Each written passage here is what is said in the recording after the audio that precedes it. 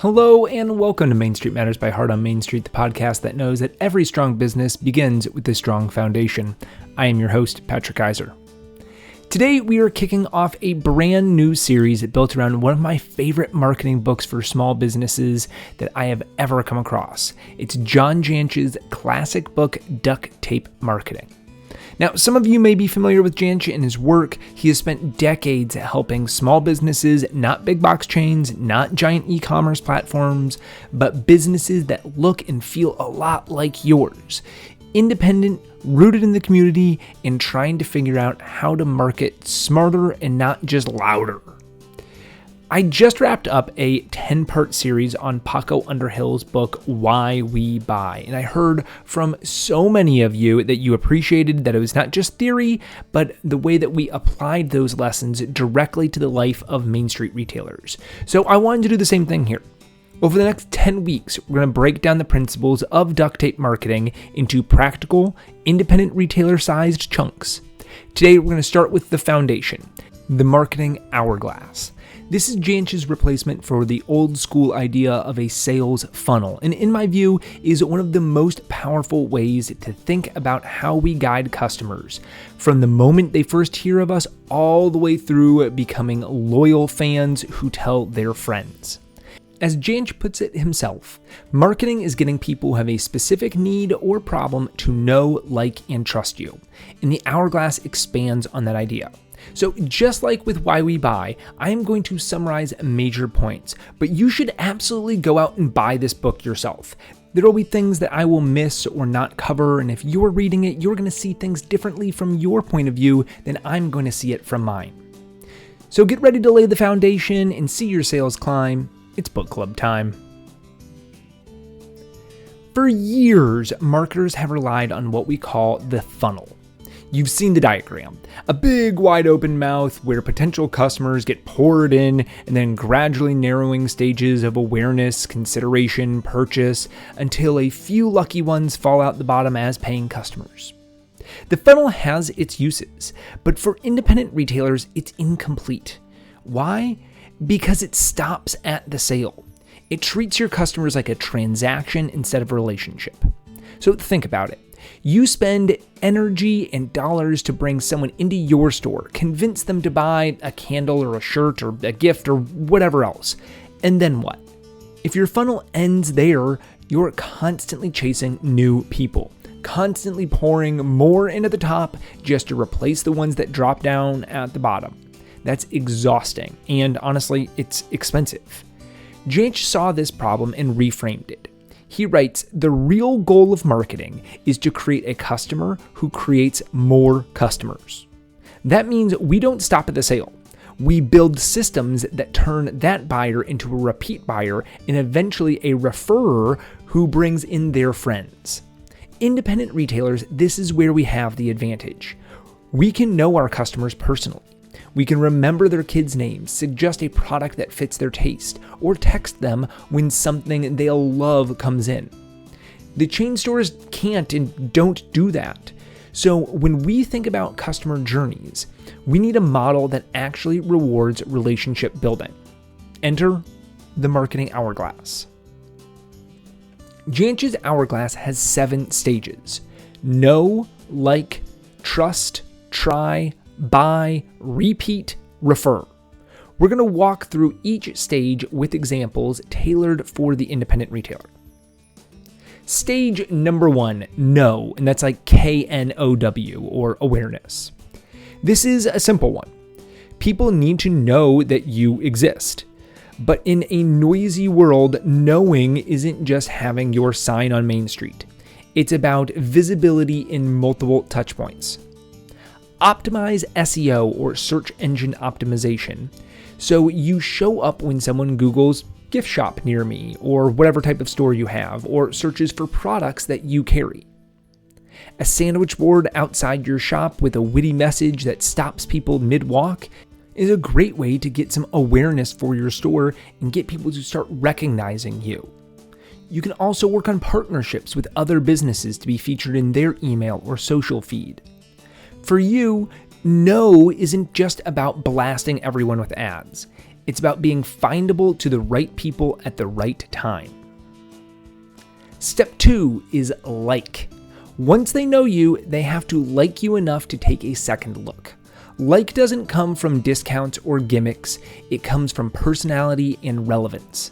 Does your store window make people smile? Does your social media feel authentic, showing your staff, your story, and your community involvement? Do you greet people warmly when they walk in? As Jantsch writes, people buy from people they like. And for an indie retailer, this is where your humanity shines. Step 3, trust. Like turns into trust when you consistently deliver on promises. Trust is fragile. It's earned slowly and lost quickly. Online reviews build trust before someone even meets you. Clean, well-stocked shelves show that you care about details. Being able to return a defective item without hassle earns you goodwill for life. Here's the key though. Don't assume trust is automatic. Design your customer journey with trust signals at every step. Step 4, try. This is where someone experiences your product or your service in a low-risk way. For retailers, try can look like sampling products like a sip of coffee or a tester lotion or a try-on area, hosting events like craft nights or book signings or trunk shows where people can engage without the heavy pressure to buy, and offering a first purchase discount to remove barriers. The point is to let customers dip their toes in before diving all the way. Step 5, buy. Yes, the sale absolutely matters, of course, but Jantsch points out that the buy stage should be as smooth and joyful as possible. The less friction, the better. If we go back to Why We Buy by Paco Underhill, he talks that buying something, the act of purchasing, can actually be a moment of loss. You're giving up money in order to do something. So having less friction is better. So this can involve quick checkout lines, easy to navigate online stores, friendly staff who know when to help and when to step back. If someone buys and feels relief instead of stress, they're already halfway to buying again. Step 6, repeat. This is where the classic funnel stops, or actually really doesn't even get here. But the hourglass keeps going past the sale and repeat becomes the next step.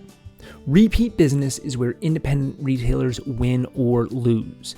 We can encourage this by doing things like loyalty programs, punch cards, points, or VIP events to remind people return. Follow-up emails thanking them for their purchase and suggesting related items can be another way to get people enticed to come back to your store. And then there's things like personal touches, like calling when a favorite product is back in stock, that will again encourage the customer to come back in. It's far, far cheaper to keep a customer than to find a new one. And repeat customers spend more over time. And then step 7, the final one in this, is refer. Finally, the crown jewel here is referrals. When someone loves you enough to tell their friends, your marketing engine starts to multiply. So make it easy. Referral cards, social media shoutouts, bring a friend discounts.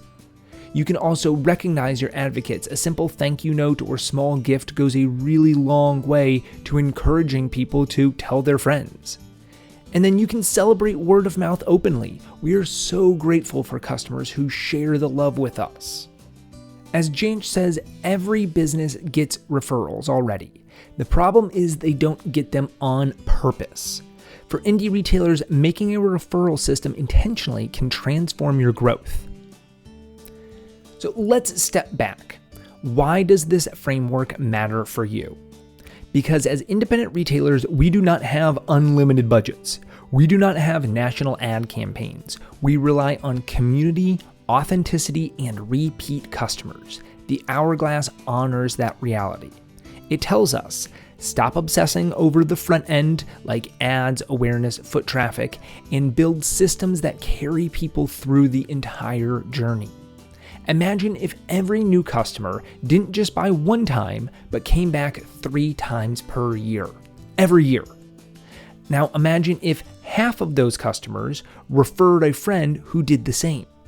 You'd spend less time hustling for traffic and more time delighting the people who have already walked through your doors. The Hourglass gives you a checklist. Am I building know or awareness? Am I cultivating like? Do people trust me? Am I lowering the barriers to try products? Is my buying process smooth? Am I encouraging repeat purchases? Am I asking for referrals? If you can say yes to all 7 of these, you've built a marketing machine that doesn't just work today, but keeps working tomorrow. So let's land this episode with some practical steps. I want you to start implementing the Hourglass today. Here are 3 actions that you can take this week. Action number 1, audit your touchpoints. Write down every way a new customer might find you. Google, Facebook, foot traffic, word of mouth. Are you visible? Which stage are you strongest in, and which stage are you weakest in? Action number 2, design one low-risk try. Think about one product or event that you can use as a sampler. Maybe it's a monthly tasting, a new customer coupon, or a try before you buy corner. Action number 3, ask for one referral. Pick 5 of your best customers and simply ask, do you know someone else who would love our shop? Give them a card or a code to share and just see what happens. Remember, marketing doesn't have to be overwhelming. As Jantsch reminds us, simple, effective, and affordable. That's what small business marketing should be. So that's it for episode number 1 of our Duct Tape Marketing series. Today, we laid the foundation with the Marketing Hourglass. Know, like, trust, try, buy, repeat, refer. Over the next 9 weeks, we'll unpack each one of those stages and related concepts in more detail so you can build your own Hourglass step by step. If you found today's episode helpful, I would love it if you shared it with another retailer who could use a little marketing inspiration. And if you're listening on Apple Podcasts or Spotify, leave us a quick review. That is the podcast version of a referral, after all. You can also check out our resources and our upcoming webinars at heartonmainstreet.org. Until next time, I'm Patrick Keiser. Stay safe, shop local, and keep your heart on Main Street. This episode is written, produced, researched, and edited by me, Patrick Keiser. For more information about Heart on Main Street, you can visit www.heartonmainstreet.org, and you can email us at contact@heartonmainstreet.org. Thanks. Bye.